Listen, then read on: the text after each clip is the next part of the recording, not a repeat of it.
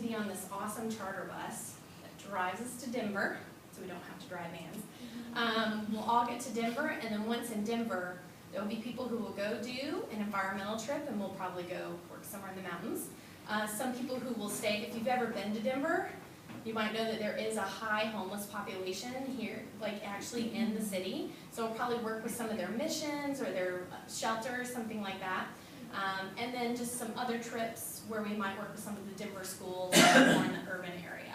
So we do want to go in and work with those specific types of populations, but depending on what you're passionate about, usually we try to find the overarching theme. So you might be like, oh, that's more of what I want to go into. So you're normal, so you're like, oh, yeah, Denver, you know what's going on in Colorado.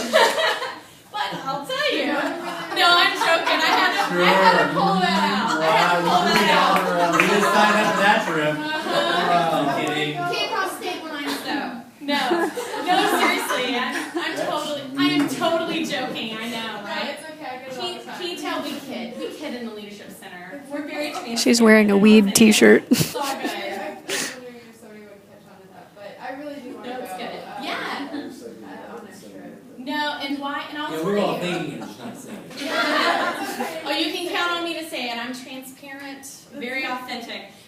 No, so what is fun about an alternative break, though, I'm not saying you would be thinking this, but it's kind of funny we are picking Denver for that reason, because on alternative spring break, the whole point is that you go do service as opposed to going to South Padre or wherever, you know, and have an opportunity to help somebody and to get this amazing feeling that when you come back, like knowing you've spent a whole week serving another population. For example, the Utah trip that we took up there, they actually, the group that they worked with, they did some preservation of some of the natural lands and kind of got some of the invasive species of plants. They actually went through and did a whole clearing. Their before and after pictures are amazing. And they renamed the location that they helped, I think they called it the Arlington Preserve. UTA. Arlington Garden, thank you. Elizabeth is remembering. The Arlington Garden. So they ended up renaming it specifically because we went up there and helped them out. And that's just really cool to think somewhere out there, right, in Utah, there's called the Arlington Garden just because we spent a whole week there and helped preserve it. So some really cool, amazing stuff. Yeah, and I think a lot of times people think community service, they think I'm going to go over the mission or I'm going to do this, but it reaches so many different boundaries.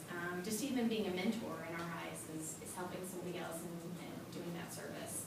And that's our actually next event coming up is Super Service Saturday. So if you want to kind of get a taste of doing some community service, we're doing things that are in walking distance. So we're doing some park, the library, the mission, community garden. So we're working with some different elements this Saturday. So you can come, I think you can sign up online right now if you go to the Leadership Center site and register, or you can show up 8:30 here in the Pomodoro.